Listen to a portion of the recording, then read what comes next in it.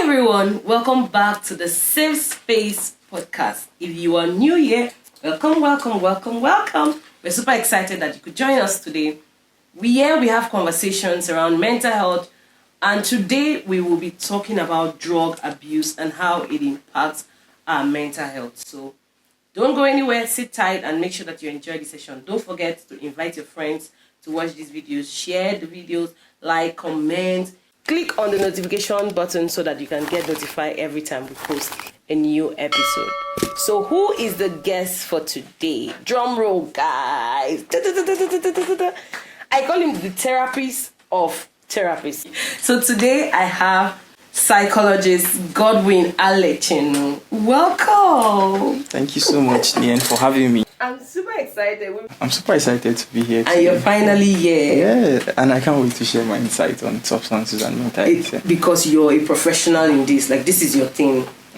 So we'll just go right into our conversation. And of course, you already know that today we're talking about drugs, drug use, substance use, and a lot of other things. But let's start from the foundation, the basis. A lot of people don't know what drug abuse means. So what is drug abuse? Because I was going to just tell you. Drug abuse basically is just intake of substances or drugs that are not prescribed by medical professionals. And you have types of drugs and substances, right?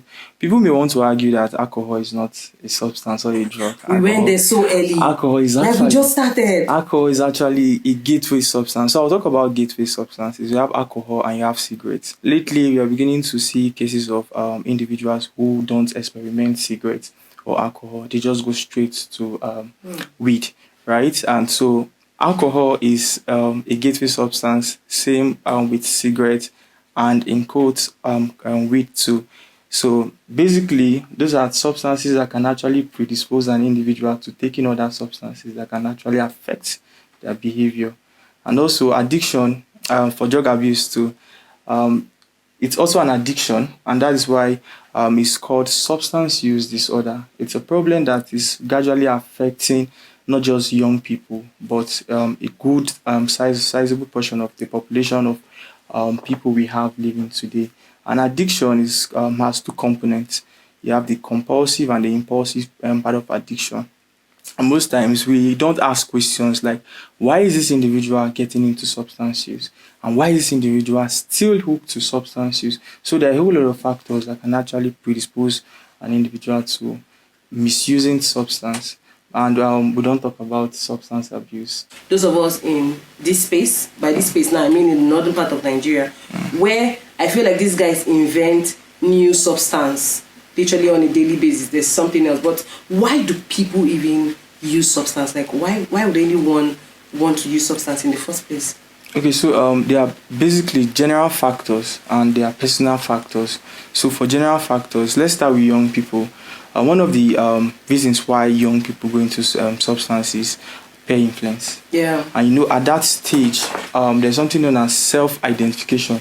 They are trying to know who they are. Yeah. And so someone can just say, try this, experiment.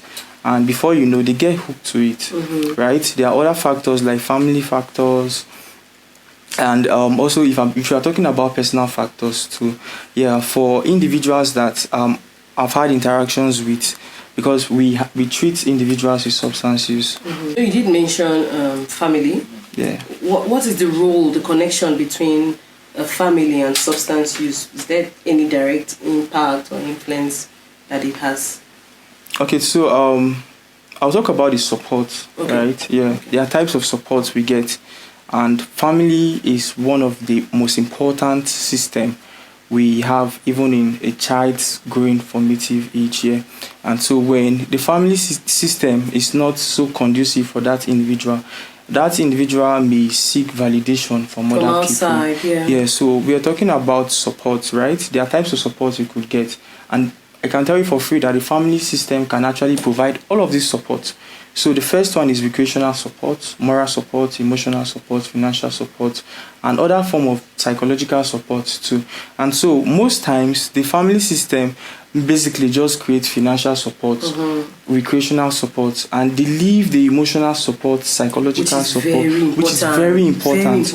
I had a client that the only need that client needed was just emotional support, and that was a That was a factor that was missing out of that client's life. So that client developed what we call attachment.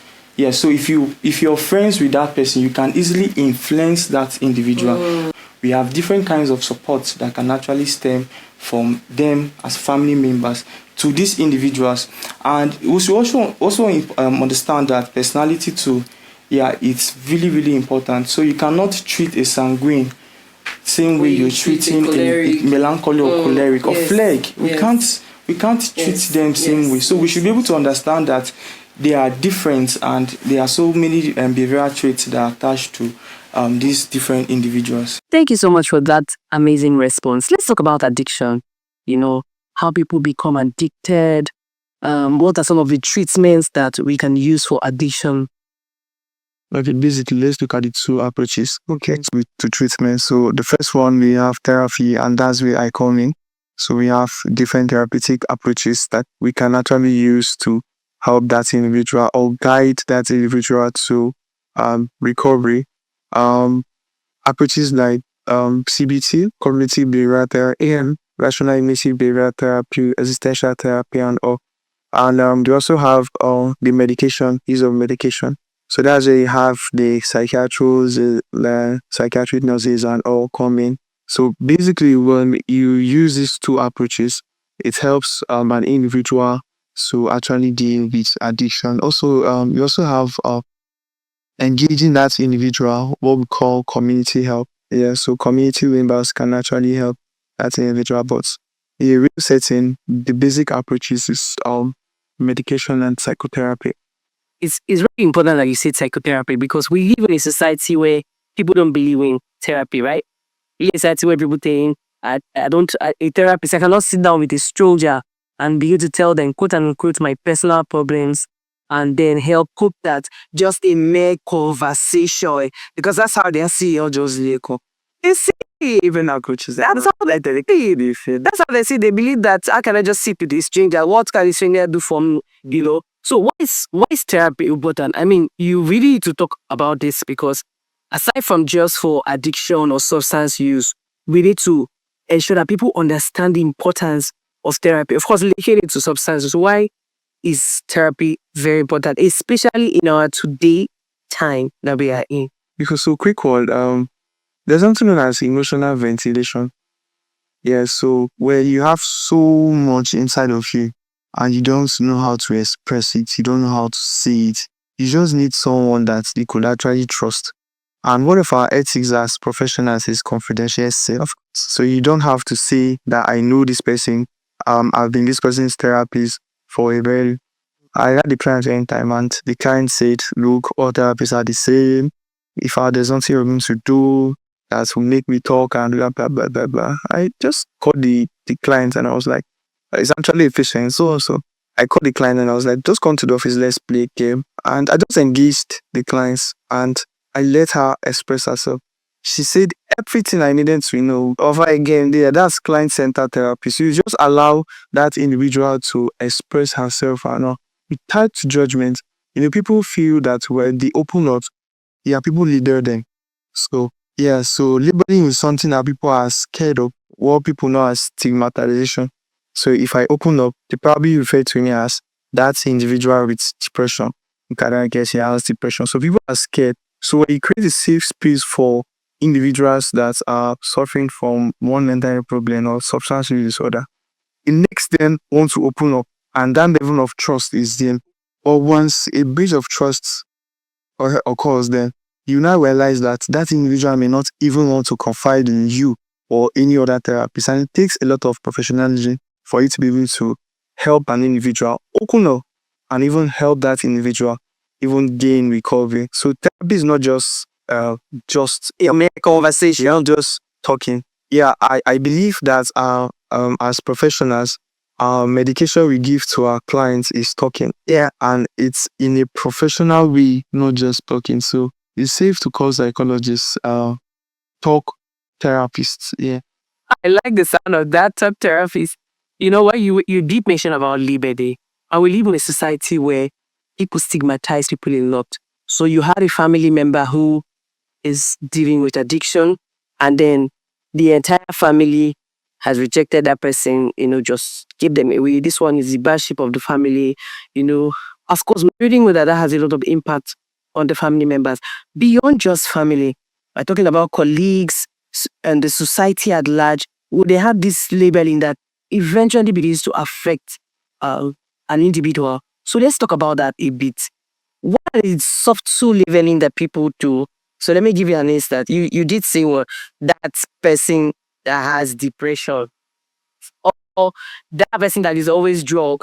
You know how you have one person in your circle that every time you guys go out, the person ends up being drunk, and you don't know how to help the person. Of course, you're constantly stigmatizing the person and living. What are those subtle labeling, and how can we do better? Even as individuals, family members, colleagues in the office. Okay, so as simple as you are mad is labeling. You don't know that. Telling someone mad is simple as you are mad is labeling. As simple as you are sick in the head is label. Yeah, so labeling has a saying, it's individuals. There's something that is self-fulfilling prophecy. So where you constantly label an individual, the individual will finally say to himself that I think I'm mad. And so he will want to act a certain kind of way and say that, oh, I am prophesying to myself that I'll be this way. And that individual will start acting that way. Well, yeah. And that's where gaslighting too comes here. Most times when you hear people will just make them feel like they are wrong for certain kind of behaviors, and self-gaslighting too comes in. As simple as labeling is, it goes a long way to affect our normal functioning as everyday ladder. So it impairs your sense of affect. So you cannot make decisions again. And most times we don't understand the personalities of people. For a sanguine can personally just want to go out and say, oh, they say I'm mad, so let me be say how awful. But you see, for melancholy and flair, yeah, those ones they are deep thinkers. So when you label them, they go back to their shape because they love their own zero. They say, yeah, they go back to their space and they begin to think about it and say, am I actually mad? Or should I start acting like I'm mad? Before you know, they begin to act that same way and begin to seek validation from other people. This thing, am I actually acting the right way? And I mean, we should be able to come to that point of realization that it's not everything pussy to us that should get into us. If you look at the Juarist window, it talks about the 4 quadrants, and there's a part of you that people know and I know. A part of you that you know and people don't know. Yeah. There's also a part of you that people know and you don't know. I think I'm mixing it up, but there's another part that is hidden. Yes. So that hidden part is that part that we need to unravel every day. So when you're being labeled, you may not get to that part. It creates this limitation and say, okay, this is the part I know and people know. They should keep acting this way. So labeling goes a long way to affect us mentally and even psychologically. Labeling is one of the causes where people continue with their maladaptive behavior. Why? Because they feel that people really know that that is what they do. And so they are being called by what they do, not just by their name. So I cannot just see Lian as nearly drug abuser, near the addict. So it's a cause, a time call for us not to label people. It's morally not right, and it's also not. So And I like that you emphasize and you talked about it beyond just addiction or substance use, even our everyday life, because we live in a society, especially in this time. Whenever I talk about cyberbullying, I get so angry because it's becoming a serious crisis. it's affecting a whole lot of persons. The internet space that is supposed to And sorry to cut it short. It stems from addiction too. FOMO, fear of missing out there. So people just want to be on social media and they just want to be relevant in quotes.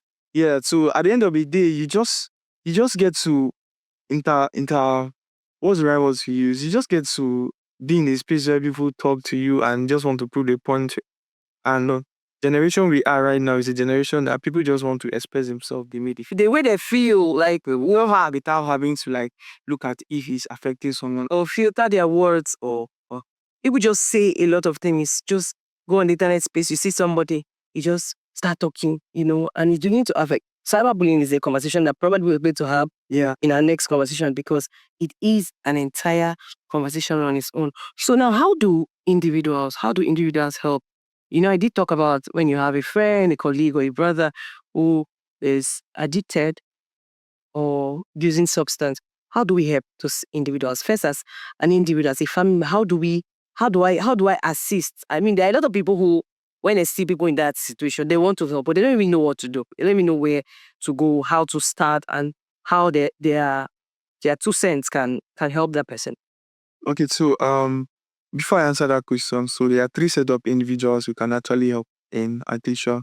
So the first set is the individuals with no insight. So no insights in the sense that you don't know the effects of that maladaptive behavior even every day today. Yeah.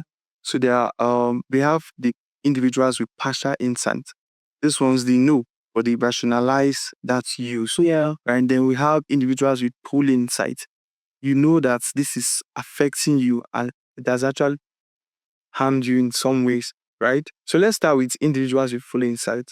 So if it's individual with full insight, then those individuals may be ready to avail themselves for treatment, for therapy, and also other form of support. But for the two other individuals or two sets, the partial and the no insight.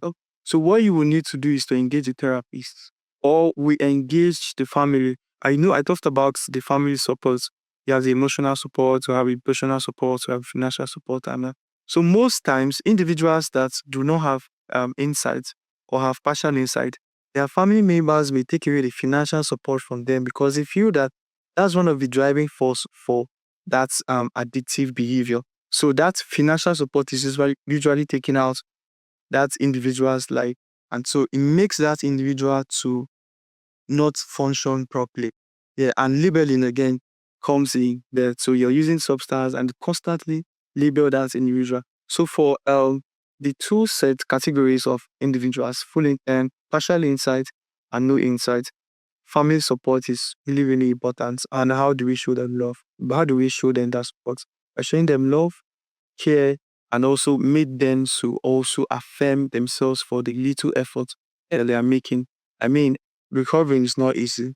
It's really not easy. For individuals that are in recovery, they need their family members in whole loss, as opposed to just having interactions with other people. So family members should be able to show them that they trust them, so they trust in the process, they are patient there, and also the love too. So trust, love, show them enough care and support.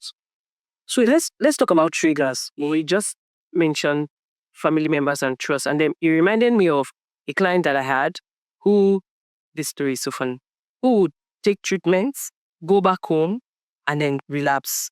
Take treatment, go back home and relapse. So one time the client said, I think my family is my trigger. They every time I'm with them, I am forced to, because for that individual, the family member constantly puts him under pressure of you need to be this person, your mates are far gone, and every time he's under this pressure, he just keeps relapsing. So let's talk about trigger and then of course relapse. How do we assist individuals and why does relapse even come? Because for this individual, just sometimes genuinely they want to change, they want help. That's why they take themselves to a rehab or to treatment. Eventually they relapse. Sorry, can you close now? I'm straighten. There's my leg. You pause and you cut. Well, how many on? Yourself that can actually make you continue that maladaptive behavior. So if you're able to identify that, look, my house is a factor. So that means it's an external trigger for you. Yeah. So when you see that person, triggers can also be likened to flash. So when you see that individual or when you come in contact with that situation there, it makes you want to continue or it makes you feel that reminded of that behavior. We talked about rebellion. Yes, and so because of the constant rebellion these individuals face or experience, they don't find that place conducive. So it becomes a predisposing factor for them to actually want to continue with that maladaptive behavior. Now, the protective factor, people look at situations that make them feel very safe, or they want to identify places or situations that makes them feel very safe. Let's say you and I will have a conversation about my lifestyle, and you make me feel safe. I mean, I want to come back to you again to want to discuss. So staying with you becomes like a safe haven for me. Yeah, to want to discuss. So most individuals find some situations or some places not safe for them, and they find some places very safe and conducive for them. And that is why in treatment, when I'm doing my psycho education into, I ask you, where is one of the safest place for you to use substance? And you tell me that, look, oh, I can't use substance in church, but I can use substance in my house. As I know that the house is a protective factor, and it becomes an external trigger for you as a person. So if you're not able to use substance either in a church or in us, it means that that space is not a protective factor. It means that that place is not a trigger. So we can actually use that to help you deal with that behavior. So for internal triggers, if you're depressed, you're going through some psychological problems, and you're not voicing out, I talked about emotional ventilation. You're not saying it out, and you're not journaling, you're not journaling at all, you're just passing with it and all. So it becomes like a trigger for you. Let's say you're depressed, situational depression, you're broke, you don't have money, and you have a history of substances before. It becomes like a trigger for you to want to go and use substance just to find consolation. Let's say you're heartbroken or you're emotionally distressed at the time and you're not saying it to anybody. At some point in time, it can trigger you. So there are a lot of factors that can actually trigger an individual to using substance. For individuals that are coming for treatment, their family members consent. And so they love them enough to bring them. If your family members don't love them enough, they won't bring you for treatment. And most times when you come in for treatment, they always complain that, why is it that my family members don't pay for treatment? Are they thinking that I am not okay? But they are not saying that that behavior has affected their life at some point. So family members may have their own dynamics to it. Yeah, so we should not just end the family system as black, right? They also, for every family, they have their dynamics attached to it. So for relapse, there are stages of relapse. So we have lapse and we have relapse. So lapse is like a single slip. Let's say you fall and you stand up, and you learn from that fall that you failed, right? From that mistake. So that's a make corrections. That's not like a lapse. So relapse is like you sleep and you still sleep again, right? And there are stages of relapse. So let's just look at this briefly. Emotional stage, mental stage, and physical stage. I talked about the emotional ventilation, right? Most times individuals get themselves involved in that. So they don't get themselves involved. They find themselves in that emotional stage and they don't get to talk about it. So they move gradually to the mental stage. From the mental stage, they begin to exhibit behaviors that they have actually thought about it. And addiction, like I said before now, is compulsive or impossible. Most times when you're addicted to any form of behavior, you find yourself wanting instant gratification. Yeah. And that's what Alechenu tried to explain in his own theory. That's, look, we have id, we have ego, we have super ego. The id is basically the instant gratification you get that behavior. Now the ego talks about it's so But let's explain the first part. So for instance, you take let's say cocaine, let's even go deeper. I don't think we really listed some of the substances. We'll get there. So you take cocaine, so that instant high rise you just feel at that time. So you could explain it using the drug so that they for addiction, the reward you get from that addiction, the dopamine is the reward center for every behavior that we enjoy, right? So for every behavior that you engage in and you seem to like it, the dopamine at some point has a role in affiliating and saying that I like this, I like this. There are types of reinforcement, positive and negative, but also in tier. So the negative reinforcement seeks to punish for that behavior, while the positive reinforcement seeks to reward. Yeah. Right? So the dopamine is not like, I like this, so continue. Yeah. And that's why when individuals coming for treatment, they tell you that I tasted crack for the first time. I did not enjoy it, but I tasted meat and I seem to like it. That's because the dopamine has accepted that feeling of meat, and that individual seems to like enjoy it, and that individual will now build tolerance. So tolerance is You're starting gradually. One stick is not enough. This is what it says now. Go 3, you're all increasing, and before you know, you've already built tolerance to a level where 4 sticks does not get you high, or 5 sticks does not get you high anymore. You need more, and you need to mix other substances just to be able to get high, right? So at some point, when the dopamine is tired of that highness, it makes you feel like you need more so that you can actually meet up with the level of highness that you want to get to. And most young persons return down plan 9. And it's interesting to know that most of these individuals that abuse ice are individuals that just want to stay awake in the night. So what it does is it makes you stay alert in quotes, supposedly to them, it makes them stay alert. It has its own effect. So of course, I know people who use these meds, they begin to experience paranoia, as though they act as though someone is after them. Yeah, so it's chasing them. I had one funny experience with a client. He shared his own experience and said, when after taking meds, he sat on the floor. He sat on the seat, and he started looking for his legs, right? And he was screaming, my legs, my legs. His mom ran into the room and was like, what's wrong? He said, his legs are missing though. You should help him look for.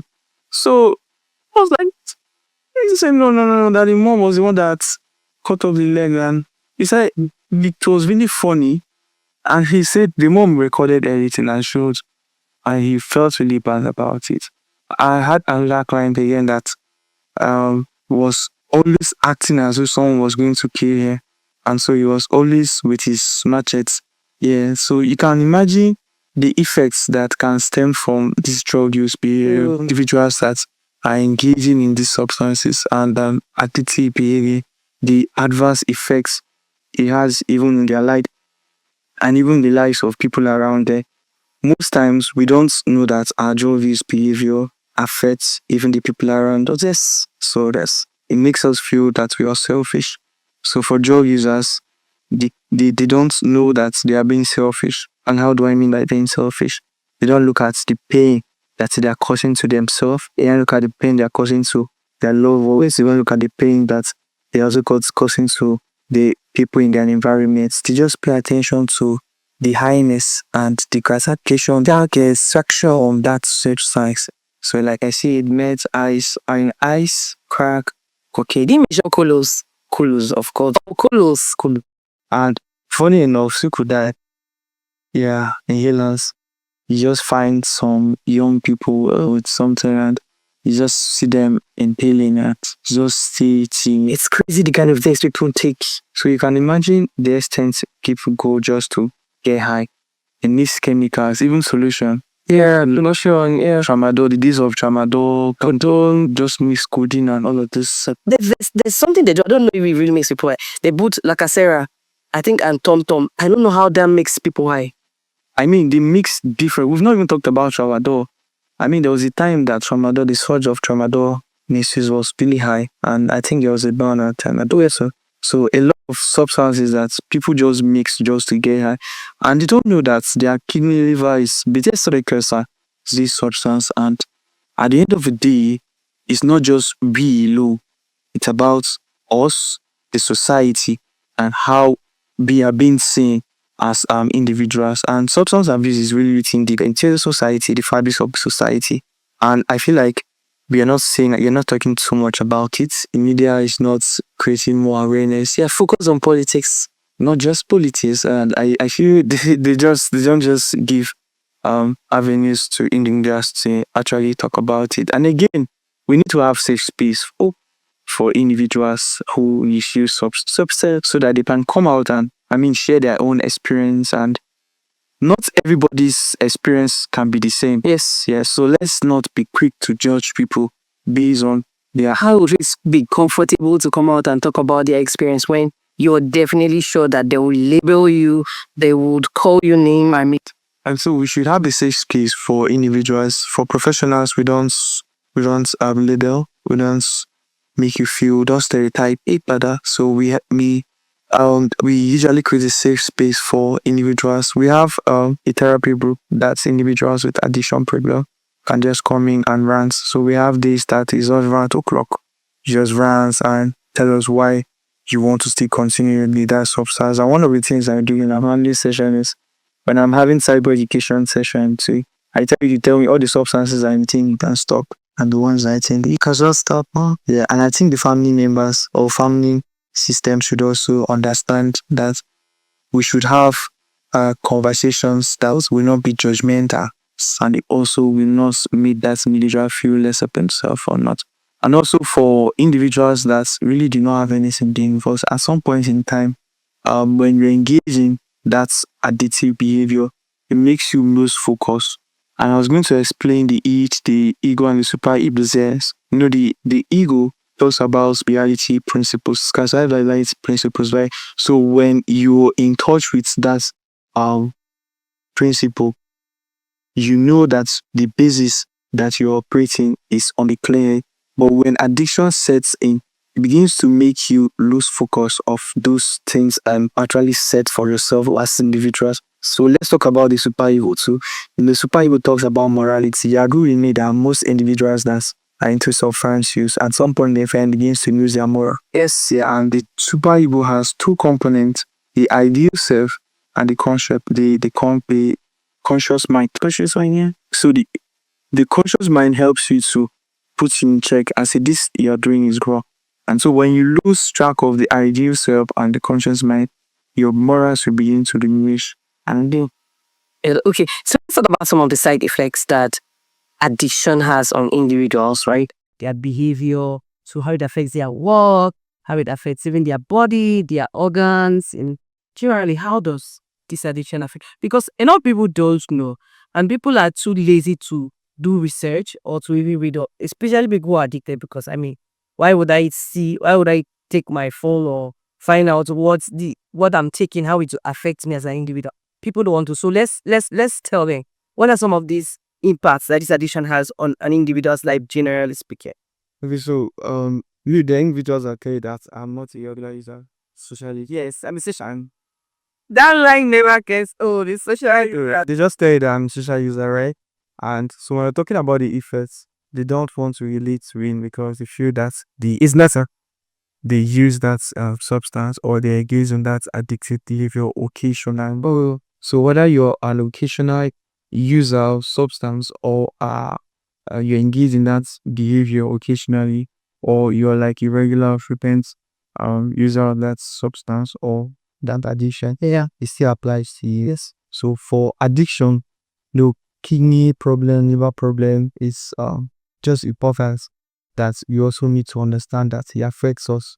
Yeah. And so our work-life balance too. Yeah, work-life balance is always not there when it comes to addiction. I'll tell you a story of someone who uses substance just weekends. Then on Monday morning he crashes down.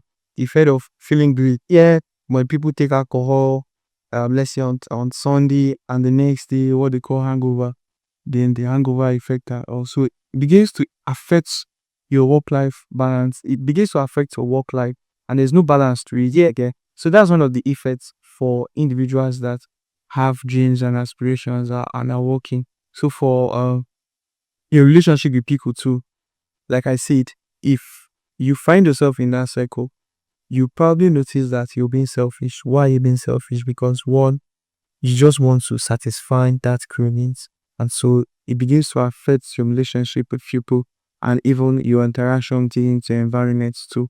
And so drug abuse can actually make you not for everybody, or for some set of people, affect your relationship with people, affect your sense of affects, your sense of affects how you make decisions and how you're able to understand certain dynamics. So you need process information. Yeah, They don't need novel. so you realize that the individual has a slow speech or their thinking process is not as apt as it used to be.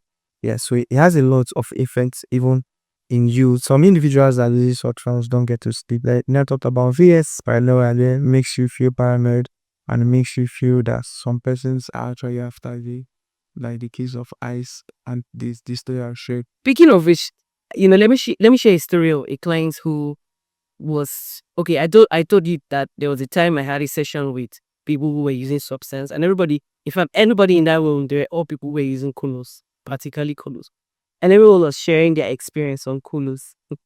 One person shared the experience of how the first time he had colos, it took him about 2 hours to walk from his house, from the gate of his house to the door. This is a journey of 3 minutes. Yes, it took him about 2 hours. He would take every step. He knew that he was messing up. And just like what he explained, his mom was just sitting somewhere videoing me, recording all the drama he was doing. But that person shared the experience of how he was taking colos, and this particular occasion, he took colos and he thought people were going to kill him. So he kept shouting, around, screaming everywhere. Everybody in that room, they had different encounters. But one thing they all agreed was that the feeling that colos gave to them was almost like a near-death experience. It was as if they were about to die. Even though in the middle of all that trauma and all that paranoia, they're also having some form of excitement, feeling the cruise and all that. But it is crazy how people have this kind of experiences, yet they wake up tomorrow morning and use their money and buy it a day and take it a day. Now I thought about addiction, right? Be compulsive Well, and impulsive, right? So because you got that feeling, if you just want to continue being in that state, yes, they like it. It's not them liking it, it's the dopamine. Yes, the dopamine likes that feeling. And so the compulsive nature of addiction makes it make that individual want to go back. It's a competitive factor. Yes, makes that individual want to go back to it and to want to continue taking. okay, so let's talk about, let's give a final message to young people, especially young people out there who are probably struggling right now in between drugs, or a family member who is listening to us speak right now and got a lot of insights on their family members. Generally, just give your final thoughts. What should people take home with them today, especially in the times that we are in right now? If you use substance does not mean that you cannot get out of it, or you can never get out of it. Yes, recovery is possible, and we've had recovery rates in high sources of recovery. So it's possible for that individual to also get out on that addiction. All you need to do is also accept the fact that you have a problem. If your family members or your loved ones have made that decision for you to seek help, don't see them as people who don't value enough. I mean, Those are fighting there, yeah, they love you enough for them to actually. If you even have a family that is willing to sponsor you and sell you, that's a whole lot. It's a whole lot. No, it's a whole lot. I mean, addiction treatment is really, really expensive. It's not cheap at all. If you're one of these individuals, learn how to say no, and not just to people. Them not to say no. Yeah, not just to people, and also to yourself. Yeah, you should also understand that self-love is really important, and that addiction is really selfish. So if you're craving for that substance, learn how to say no to that substance and seek help. Most times we don't pick out. We just deal with that cravings, and cravings just keep eating deep inside of us. We get exposed to our cravings, our triggers, rather makes that cravings to want to continue. So for the 4 days, we always ensure to drink water, distract yourself, decide whether to stay in recovery, and also to delay. I mean, for distractions, you can actually pick up an activity just to distract us. Maybe going for exercise, journaling, engaging in mindful, just a support group. I mean, you can even speak to your therapist when you feel that, you're actually getting close to using that substance. What an amazing conversation we have had today, especially at this time that we are in, when people find comfort in drugs and in substance. You're a young person, you're a family member, you're listening to me. You've heard the psychologist. He has given us ways to come out from drug addiction, ways to protecting our mental health. Nobody's coming to save you but yourself. It is affecting your body, it's affecting your organs, it's affecting your mind, it's even affecting the way you behave and the way you interact with the society and the people around you. Today, we are telling you to seek help, seek professional help, and be true to yourself. You know that you are addicted, you know that you need help. What are you waiting for? Get the help that you need. Safe Space Counseling Center, we have a team of psychologists that provides these services. So reach out to us. We will drop details in the comment section so you can get more information on how you can get professional help. Regardless of what you are addicted to, you can be free. Thank you so much for joining today's podcast. And until we see you again next time, don't forget to share this video, like, subscribe, click the notification button so that you'll be notified every time we come live. Till we meet again, just remember that your feelings are valid. Bye for now.